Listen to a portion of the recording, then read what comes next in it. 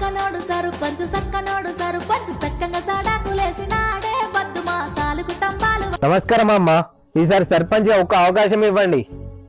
నీకు తెలియదేముంది కొమరయ్య, అవసరాలు తీర్చిన వాళ్ళకే అవకాశాలు, లోట్లు వంచిన వాళ్ళకే ఓట్లు. ఆయన పచ్చనోటితో ప్రసాదం చేసుకోవాలని చూసినాం గాని చేతులతోటి ఊరు చూడటం నిన్న చూస్తున్నాం. మరి నీ కార్యకర్తలు లేరు కొమరయ్య? ఖర్చు చేసేటోళ్ళకి కార్యకర్తలు ఉంటారు కానీ కష్టపడేటోళ్ళకి ఊళ్ళు ఉంటారమ్మా. మందు వంచితే మందకు మంది నచ్చేటోళ్ళు, నీ దగ్గర మందు లేపాయి, మనుషులు లేపాయి. అనుభవం ఉన్నోళ్ళే అడ్రస్ లేకుండా పోతుర్రు. కొత్తగా వచ్చిన కోడిపిల్లవు నీతోటి ఏమైతుంది? బహుమతులు ఇవ్వకపోతే బంధువులనే ఓడగొట్టేటోళ్ళం, నువ్వెంత తమ్ముడు?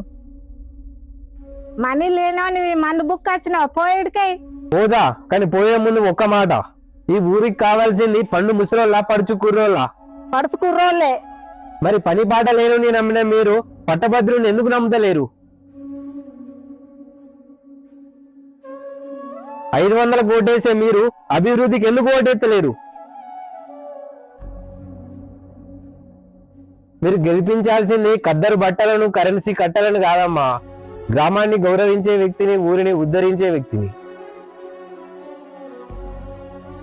రాతలు గాడిదలు కాస్తే బుద్ధులు భూములేట. ఈ ఊరిని చూస్తే నాకు అట్లనే అనిపిస్తుంది. సంపదను చూసి కాదమ్మా, చదువును చూసి ఓటేయురి. చివరిగా ఒక్క మాట, 500కు ఓటేయద్దు, 5 ఏళ్ళు బాధపడద్దు. మమ్మల్ని క్షమించి కొమరయ్య. ఇప్పటి నుంచి నమ్మించే నాయకుడిని కాదు, నడిపించే నాయకుడిని ఎన్నుకుంటాం. జై హింద్. జై హింద్.